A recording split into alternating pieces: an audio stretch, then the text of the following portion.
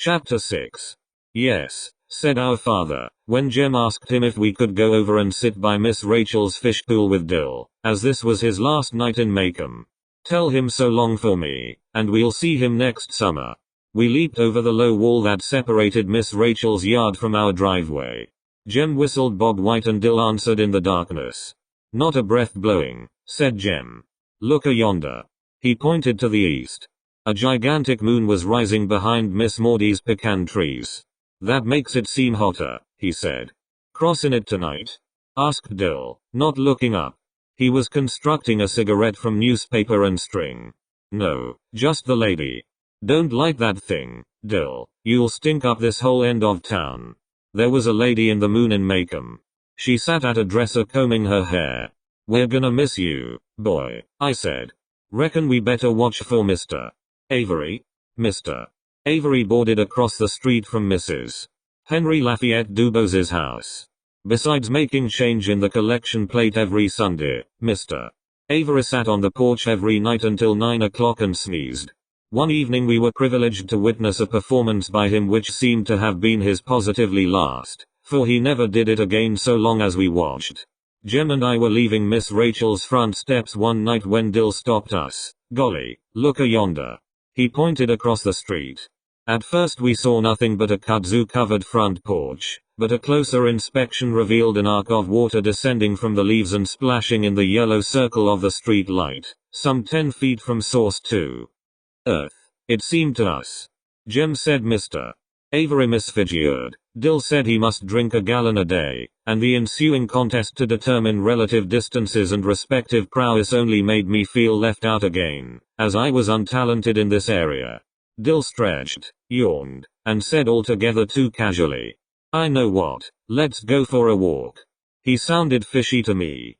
Nobody in Maycomb just went for a walk. Where to, Dill? Dill jerked his head in a southerly direction. Jem said, okay.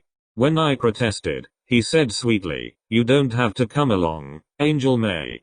You don't have to go. Remember. Jem was not one to dwell on past defeats. It seemed the only message he got from Atticus was insight into the art of cross-examination. Scout, we ain't gonna do anything, we're just going to the street light and back. We strolled silently down the sidewalk, listening to porch swings creaking with the weight of the neighborhood, listening to the soft night murmurs of the grown people on our street. Occasionally we heard Miss Stephanie Crawford laugh. Well? Said Dill. Okay, said Jem. Why don't you go on home, Scout? What are you gonna do? Dill and Jem were simply going to peep in the window with the loose shutter to see if they could get a look at Boo Radley, and if I didn't want to go with them I could go straight home and keep my fat flopping mouth shut, that was all. But what in the Sam Holy Hill did you wait till tonight? Because nobody could see them at night, because Atticus would be so deep in a book he wouldn't hear the kingdom coming, because if Boo Radley killed them they'd miss school instead of vacation, and because it was easier to see inside a dark house in the dark than in the daytime. Did I understand? Jem, please. Scout, I'm telling you for the last time, shut your trap or go home. I declare to the Lord you're getting more like a girl every day. With that, I had no option but to join them. We thought it was better to go under the high wire fence at the rear of the Radley lot. We stood less chance of being seen. The fence enclosed a large garden and a narrow wooden outhouse. Jem held up the bottom wire and motioned Dill under it. I followed, and held up the wire for Jem. It was a tight squeeze for him. Don't make a sound, he whispered. Don't get in a row of collards whatever you do, they'll wake the dead. With this thought in mind, I made perhaps 1 step per minute. I moved faster when I saw Jem far ahead beckoning in the moonlight. We came to the gate that divided the garden from the backyard. Jem touched it. The gate squeaked. Spit on it, whispered Dill. You've got us in a box, Jem, I muttered. We can't get out of here so easy. Shh. Spit on it, Scout. We spat ourselves dry, and Jem opened the gate slowly, lifting it aside and resting it on the fence. We were in the backyard. The back of the Radley house was less inviting than the front. A ramshackle porch ran the width of the house. There were 2 doors and 2 dark windows between the doors. Instead of a column, a rough 2x4 supported one end of the roof. An old Franklin stove sat in a corner of the porch. Above it a hat rack mirror caught the moon and shone eerily. "Ah," said Jem softly, lifting his foot. "Smatter? Chickens," he breathed. That we would be obliged to dodge the unseen from all directions was confirmed when Dill ahead of us spelled God in a whisper. We crept to the side of the house, around to the window with the hanging shutter. The sill was several inches taller than Jem. "Give you a hand up," he muttered to Dill. "Wait, though." Jem grabbed his left wrist and my right wrist. I grabbed my left wrist and Jem's right wrist. We crouched, and Dill sat on our saddle. We raised him and he caught the windowsill. "Hurry," Jem whispered. "We can't last much longer." Dill punched my shoulder, and we lowered him to the ground. "What do you see?" "Nothing. Curtains. There's a little teeny light way off somewhere, though." "Let's get away from here," breathed Jem. "Let's go round and back again." "Shh," he warned me, as I was about to protest. "Let's try the back window." "Dill, no," I said. Dill stopped and let Jem go ahead. When Jem put his foot on the bottom step, the step squeaked. He stood still, then tried his weight by degrees. The step was silent. Jem skipped 2 steps, put his foot on the porch, heaved himself to it, and teetered a long moment. He regained his balance and dropped to his knees. He crawled to the window, raised his head and looked in. Then I saw the shadow. It was the shadow of a man with a hat on. At first I thought it was a tree, but there was no wind blowing, and tree trunks never walked. The back porch was bathed in moonlight, and the shadow, crisp as toast, moved across the porch toward Jem. Dill saw it next. He put his hands to his face. When it crossed Jem, Jem saw it. He put his arms over his head and went rigid. The shadow stopped about a foot beyond Jem. Its arm came out from its side, dropped, and was still. Then it turned and moved back across Jem, walked along the porch and off the side of the house, returning as it had come. Jem leaped off the porch and galloped toward us. He flung open the gate, danced Dill and me through, and shooed us between 2 rows of swishing collards. Halfway through the collards I tripped. As I tripped, the roar of a shotgun shattered the neighborhood. Dill and Jem dived beside me. Jem's breath came in sobs. "Fence by the schoolyard. Hurry, Scout." Jem held the bottom wire. Dill and I rolled through and were halfway to the shelter of the schoolyard's solitary oak when we sensed that Jem was not with us. We ran back and found him struggling in the fence, kicking his pants off to get loose. He ran to the oak tree in his shorts. Safely behind it, we gave way to numbness, but Jem's mind was racing. "We gotta get home. They'll miss us."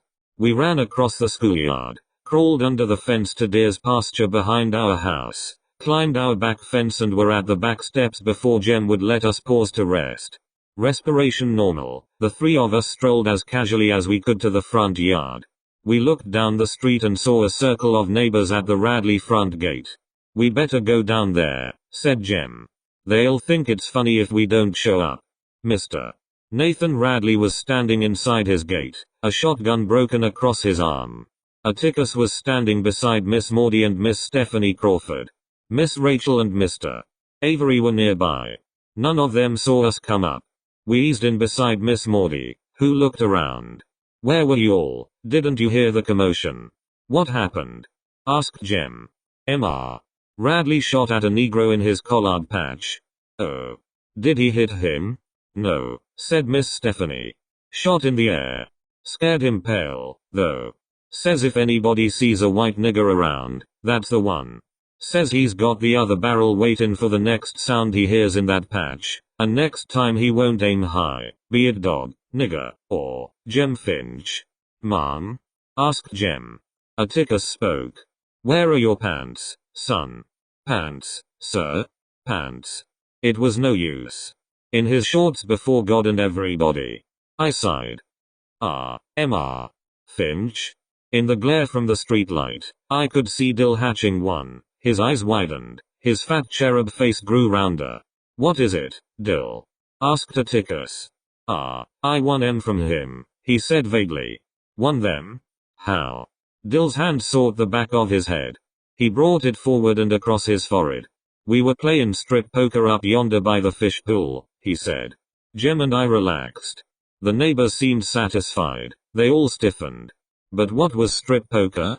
We had no chance to find out. Miss Rachel went off like the town fire siren. Duo OG sus. Dill Harris. Gamblin' by my fish pool?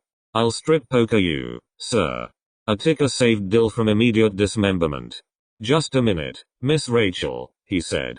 I've never heard of em doing that before. Were you all playing cards? Jem fielded Dill's fly with his eyes shut. No sir, just with matches. I admired my brother. Matches were dangerous, but cards were fatal. Jem, Scout, said Atticus, I don't want to hear of poker in any form again. Go buy Dills and get your pants, Jem. Settle it yourselves.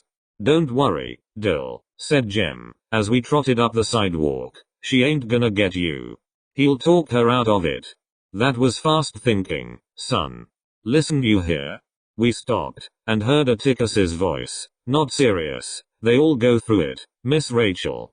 Dill was comforted, but Jem and I weren't. There was the problem of Jem showing up some pants in the morning. "Dee give you some of mine," said Dill, as we came to Miss Rachel's steps. Jem said he couldn't get in them, but thanks anyway. We said goodbye, and Dill went inside the house. He evidently remembered he was engaged to me, for he ran back out and kissed me swiftly in front of Jem. "You're right, here?" he bawled after us. Had Jem's pants been safely on him, we would not have slept much anyway. Every night sound I heard from my cot on the back porch was magnified threefold. Every scratch of feet on gravel was Boo Radley seeking revenge. Every passing Negro laughing in the night was Boo Radley loosened after us. Insects splashing against the screen were Boo Radley's insane fingers picking the wire to pieces. The chinnaberry trees were malignant, hovering, alive. I lingered between sleep and wakefulness until I heard Jem murmur, "Sleep, little three eyes? Are you crazy? Shage." Atticus's lights out. In the waning moonlight I saw Jem swing his feet to the floor. "I'm going after em," he said. I sat upright. "You can't. I won't let you." He was struggling into his shirt. "I've got to." "You do and I'll wake up Atticus." "You do and I'll kill you." I pulled him down beside me on the cot. I tried to reason with him. "Emma. Nathan's gonna find em in the morning, Jem. He knows you lost em. When he shows em to Atticus it'll be pretty bad, that's all there is to it. Gone back to bed." "That's what I know," said Jem.